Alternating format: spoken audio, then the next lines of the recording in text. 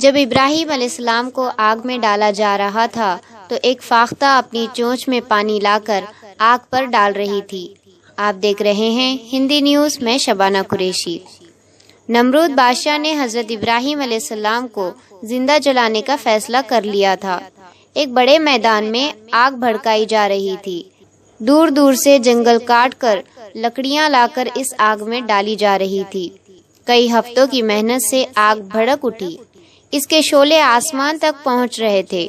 اس کا دھواں چاروں طرف پھیل کر لوگوں کو ہیبت زدہ کر رہا تھا۔ اس بھڑکتی ہوئی آگ سے دور ایک پہاڑی چمن میں ایک چھوٹی سی فاختہ کا نشیمن تھا، جس میں وہ سکون سے زندگی گزار رہی تھی۔ اس کے قریب ہی ایک الو کا گھونسلہ تھا، جو رات کو گشت کر کے دنیا جہاں کی خبریں جمع کیے کرتا تھا۔ جب بھڑکتی ہوئی آگ کا دھواں فاختہ کے نشیمن تک پہنچا تو اس نے گھبرا کر الو سے پوچھا کہ یہ کیا ماجرا ہے؟ الو نے کہا، تم کو معلوم نہیں؟ ہمارے بادشاہ نے ابراہیم کو زندہ جلانے کے لیے آگ دہکائی ہے۔ فاختہ کا کلیجہ دھک سے رہ گیا۔ اس نے گھبرا کر پوچھا، کون ابراہیم؟ وہی خلیل اللہ؟ الو نے اپنی آنکھیں چمکا کر کہا، ہاں وہی ابراہیم۔ یہ خبر سن کر فاختہ بے اختیار رونے لگی۔ اس نے چیخ کر کہا، نہیں نہیں، ایسا نہیں ہو سکتا، اللہ کے دوست کو کوئی نہیں جلا سکتا۔ الو نے ہنس کر کہا، تم کون سی چیز ہو روکنے والی؟ کیا پدی اور کیا پدی سی؟ فاختہ نے روتے ہوئے کہا، نہیں نہیں، میں ایسا نہیں ہونے دوں گی۔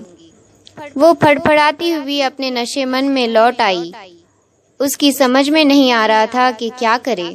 اس نے اپنے بچوں پر وداعی کی نظر ڈالی اور نشیمن سے نکل گئی۔ اس نے گڑ گڑا کر دعا کی، اے میرے رب، ابراہیم کو بچا لے۔ وہ قریب کے چشمے پر گئی اور اپنی چونچ میں پانی بھر کر تیزی سے پھیلی ہوئی آگ کی طرف اڑنے لگی۔ آگ کے شعلے بھڑک رہے تھے، لیکن فاختہ کی زبان پر ایک ہی دعا تھی، میرے رب، ابراہیم کو بچا لے۔ اور اس کی چونچ میں پانی کے چند قطرے تھے، جن سے وہ بھڑکتی ہوئی آگ کو بجھانا چاہتی تھی۔ جب وہ شعلوں کے قریب پہنچی اور آگ سے اس کے پر جلنے لگے تو اس نے وہ چونچ بھرے پانی آگ پر ڈال دیا اور پھر تیزی سے دوبارہ چونچ بھرنے کے لیے چشمے کی طرف پلٹی۔ فاختہ نے کئی پھیرے لگائے، وہ تھک کر چور ہو گئی۔ آگ کی گرمی سے اس کے بازو جل گئے۔ بالآخر وہ اپنے نشیمن کے قریب بے دم ہو کر زمین پر گر پڑی۔ الو جو یہ سب تماشا دیکھ رہا تھا، اس نے زور کا قہقہ لگایا اور کہا، بے وقوف چڑیا، یہ چونچ بھر پانی سے آگ کا دریا بجھانے چلی تھی۔ فاختہ نے چمک کر کہا، تم کیا جانو، میں نے اپنا انعام پا لیا۔ اب میرا مولا مجھ سے پوچھے گا کہ اے فاختہ، ہم نے تم کو تمام نعمتیں دی تھی، لیکن اب ہمارا خلیل آگ میں ڈالا جا رہا تھا، تب تم نے کیا کیا؟